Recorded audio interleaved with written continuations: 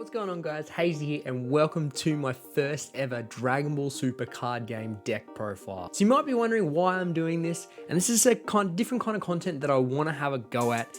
And I went to a local event tonight. Yes, there wasn't many people, but I managed to get my first local win. So those that don't know what's happening, I'm going to break down the deck that I used and give you guys insight of what I used, give a bit of idea of how I use it, and hope that maybe you guys might like it too. So before we do dive into it, if you do enjoy this content, please be sure to hit that like button. If you aren't, please hit that follow button as well. So guys, you will see the leader there that I used. We did use the new rebooted, revamped Cell Advanced deck. Or in this case, it's the Ultimate deck. So we'll go through him in a second, but this was the winner card that I got tonight, and apart from the Vegeta that you get in here, this is my favorite of the winner cards that are out at the moment. So this is my first one. This one will be staying in the PC. I can 100% guarantee it. I've never won one of these. Yes, I have other ones, but I have not won them. To say that I've won this is like, it's a satisfying feeling at the moment, regardless of how many people there were. There was only 3 of us, so it was only a couple of games, but still, I drove 35 minutes and I ended up with a winner card. So I'm a happy man. Now let's get into the deck. So for those that don't know, this is the new Ultimate deck cell. It's pretty, I haven't got the other one handy, but basically on the leader front side, once per turn, you use an Android card in your hand, you tuck it underneath, and then you draw a card. This one doesn't have any autos that when you swing, when you go to attack your opposition, you don't draw a card. So that is the only way to draw cards. But tucking cards under your leader is also part of your awaken, and also has benefits on the other side when we get there. But the awaken condition, when your life's at 4 or less, or you have 3 cards tucked under this, you can awaken, untap 1, draw 1, and take life till you have 5 left.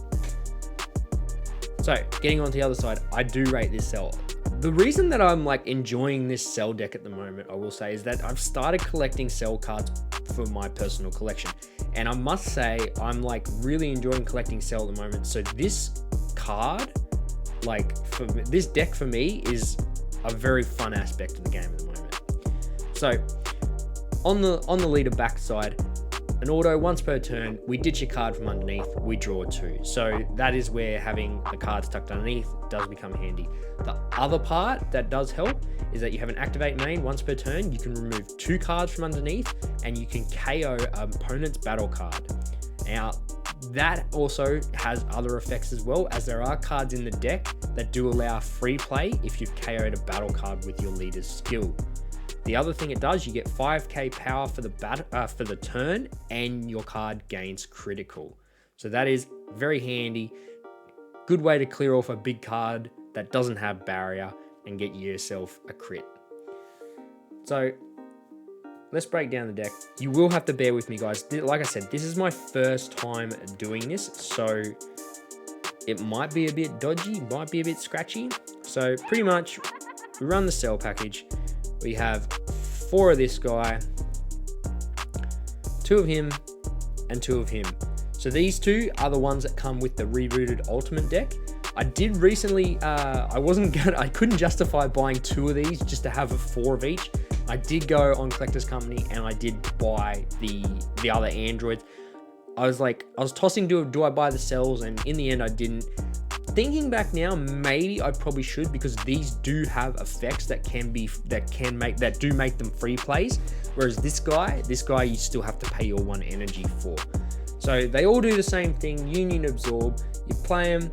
Union Absorb. You suck a 17 from either your drop or your hand, and then you go and grab a 4-cost multicolor cell from your deck or your hand. And I believe, I can't remember exactly which ones, but some of them you can grab them from the drop, which is handy as well, because I almost milled myself out tonight. Milled myself out? Almost decked myself out pretty much. In my final game, I think I had 3 cards left in deck, and I think I run about a 55, 56 card deck, which for those that do play the game will know that that's like a mid-range, if I got that right. So these two cards have effects. This one has an auto. Obviously you lead a card to sell. And if you KO an opponent's battle card with a skill, so going back to the leader, you KO a battle card, you can play this card for free in rest mode. So that is a handy, saves you the 1 energy. There is a multicolor cell that does let you restand when you go into your 8 drop. So that is very handy if you do play this guy.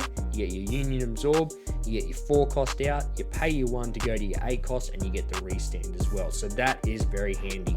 This one here, this one states that if you have a Unison card in play and there are no battle cards in your opponent's battle area, you can play this card from your hand in rest mode. Same thing again, you get the free play and you have the cell that goes into the big 8 drop that does let you restand. So that is very handy. There is also the 8 drop cell that does allow you to take a card from underneath during activate battle and you get to restand your leader. So I probably really should have bought 2 more of each of these, and I could have probably completely cut this. Could have completely cut this guy from the deck, but as it is, I'm happy with it for now.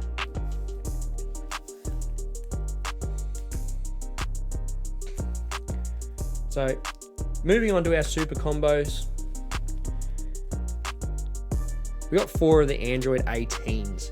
So these are like also have a target to them because it is an Android. If I need to, I can tuck it under my leader. Don't really recommend it, but if I'm stuck and I haven't drawn what I needed to, I can just tuck that and I still get a draw. She also isn't a target, so when she's in the drop, I can target her for Union Absorption for going from the 4 cost cell to the 8 cost cell. And pretty much you just combo with this at any time. Leader is green, your opponent will have to bottom deck a card, which can be very handy early on if they try and... I found myself in a couple of games, someone comboed a bit heavy. I just pop one of these, they lose an extra card, gets around your things like your Deborahs, so it doesn't discard them, it just bottom decks them. So for this deck, it is handy. I was running 2 and 2. I was running 2 of her and 2 of the Great Saiyan super combos, but I changed up. I just went back to 4 of these, and you know, I'm happy with that because I found that if you have a lot of cards tucked, you don't really need to worry too much about drawing a bit more. So we have 2 counterplay freezes and 2 cell Kamehamehas.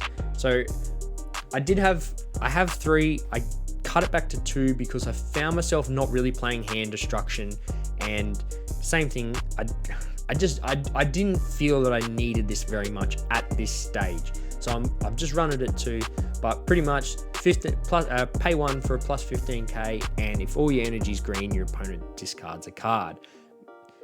Because like I said, I'm not playing like pure hand destruction or anything like that. This does help every now and then if my opponent is running low on cards and I really want to try and put some pressure on them. I can just pay 1, use this guy. Freezer, this is probably should be a 4 of, but I haven't found myself needing it too much at the moment.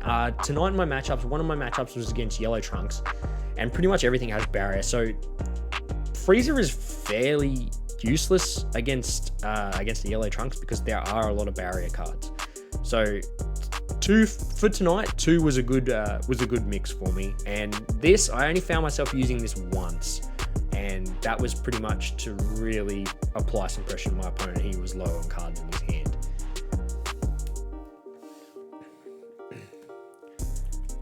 Now moving on to our androids.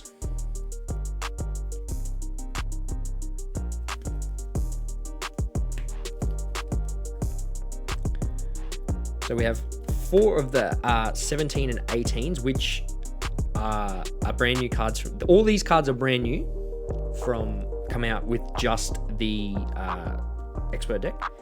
So I opted to go for 4 of each because I feel that these do help you tuck a lot of cards, and also they are targets. So 4 of the Android 17, pay 1, play him. search top 5 for an Android card. Simple as that.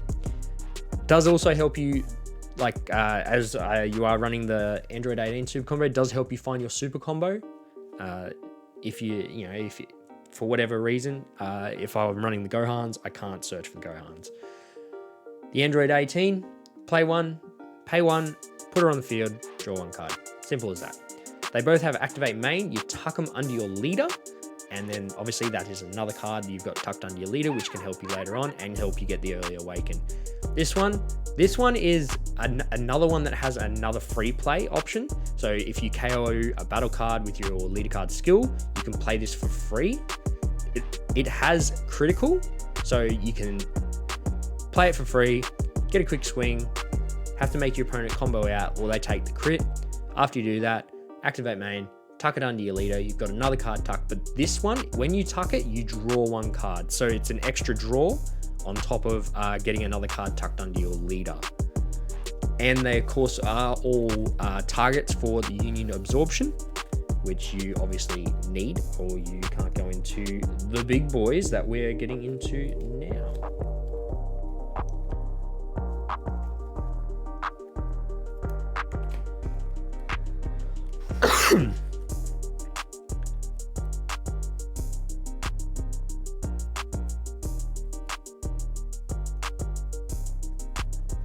So I don't know if I found the exact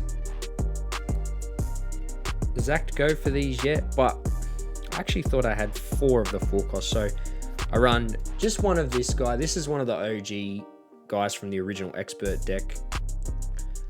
I run 4 of the new 8 drops, 2 of the OG 4 drops, and 3 of the new 4 drops. I actually didn't realize I had 4 of the 8 drop. I'm not too sure what happened there, but just shows how much attention I was paying. So I found running 5 is okay.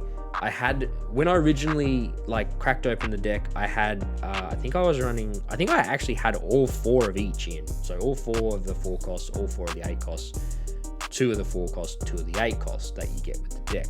And I found it really, really clogged up my hand. Obviously multicolor, you can't charge it because it comes in energy exhaust. You got to pay 1 to combo with it. A lot of the time I'm very close to tapped out, so I feel that it just absolutely clogged my hand up. So I feel that 5 I felt personally that 5 was handy enough for me, because I think if I had 4, I would probably struggle. There was one game I have 4 of these, and one game I think I had 3 of them in my life. And when you go into your deck and you can't find it, you've sort of got to, okay, I'll take this instead. So I got kind of lucky in the end that I was able to pull something out. But normally you do your Union Absorption, take your 17, play the 4 cost. This one I don't tend to play unless it is later in the game and I'm not intending to go to the A drop, because he has an effect. If you got 4 or more energy, when it is removed from the battle area by an opponent's by a skill to the drop, you can go and grab the 8 cost and you can play it from your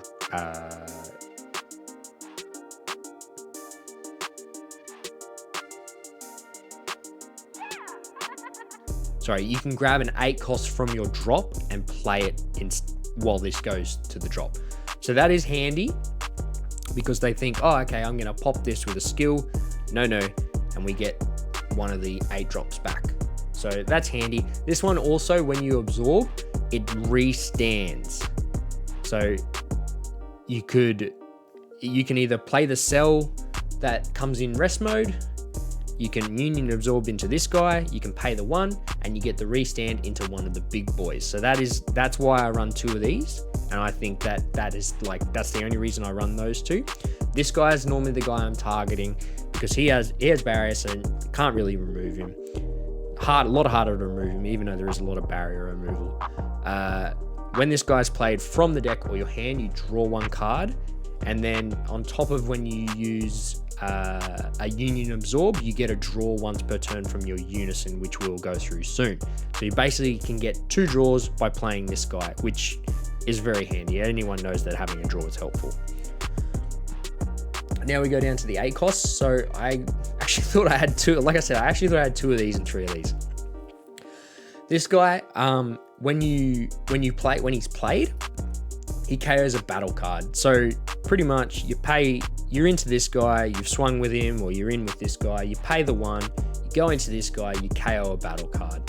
No, you don't, doesn't trigger any of the other cells or the free play cards because it's from a leader card skill. This guy is just comes on, he just kills something. So it's helpful. He also has another auto, and I believe that this, as far as I'm aware, this reacts in counter timing. When your opponent attacks, you can choose an Android 18 under this card. Oh, pardon me. Send it to the drop, take this card, send it to the drop, and just leave your 4 cost. And it counters the attack. So you basically get a free counter with him, which is why I was originally intending on running 2, because it is 2 counters. You do go back down to the 4 cost. For whatever reason, if they can kill the 4 cost, you can get the 8 cost back. Or if you go back into this guy, they got barrier, a bit harder to remove. So that's why I like this guy. I don't find myself using him very often, especially, like I said, I played yellow trunks, a lot of barrier, so it was a bit hard to get around it with that skill. So I did tend to go into this guy. So this guy, he's probably like, he is better in my opinion, because he has a permanent skill that if he's removed from the field by a skill, you can take 2 cards from underneath him and he remains on the field. So it's kind of like, say, kind of like counters the counter if for whatever reason, if they've got a, I can't even remember, hard to explain, but basically you sack 2 cards from underneath this and he stays on the field. He also is a blocker. You have an activate battle once per turn. You can sack 1 card from underneath and restand it. So pretty much you play him, you swing, you block. Okay. I take 1 card from underneath, I restand him, I combo out, and I've got another block. So that's why that guy is very handy. It's cheap to get into the 8 costs, but I wouldn't say it's an overly aggressive deck. I don't think I've seen it. I don't think I've had a game in at least 3 turns. Like, it's always been, pushing that 4 to 5, sometimes 6 and 7. So now we'll get into the Unisons, and run 2 Unisons. We run the new Dr. Giro that come with the deck, and obviously, and we also run the SS3 Vegetos that come with the deck. The Dr. Giro is a brand new one that come out with the Expert deck, and this Vegeto is just a reprint from Moon Bloodline. This one, when he's +1, he only has a +1. You discard an Android card from your hand, and you draw 1 card, and you get +10k power for the turn. So it is good if you just want to get a card in, drop and draw another card. For example, use it, you just drop an Android 17, for example. Yep, boom, you draw a card, and then you've got an Android 17 in your drop area as a target, and you've got a fresh card in your hand. He also has a auto skill when he is removed from the Unison area. I discard 1 card from my hand, and my opponent discards 1 from my hand. So I don't tend to use him very often, but if I do feel that I want to just try and take a couple of cards out of my opponent's hand, especially if if I'm lucky enough to draw both of these, play 1, do his +1, pay for another one, and then he leaves the area, I lose a card, my opponent loses a card, I've got another one, do another +1, and I get another card. And then normally I'm looking to go into this guy. Great Unison. So his auto of once per turn, when I activate a Union skill, I draw a card. So like I was saying, activate a Union Absorb, I get a draw. It's +2, choose all my mono green battle cards, and they get Revenge.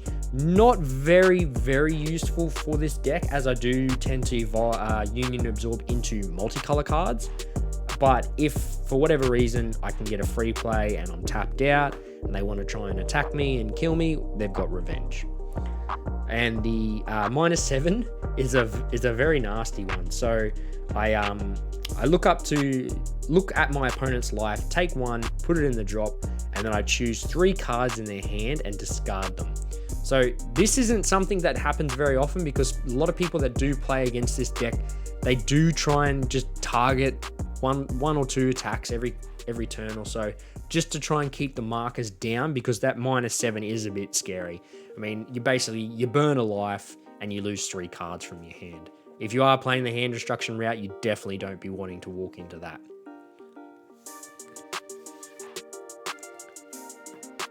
So now we'll go into the counters that I ran, and I probably am a bit counter heavy, to be honest.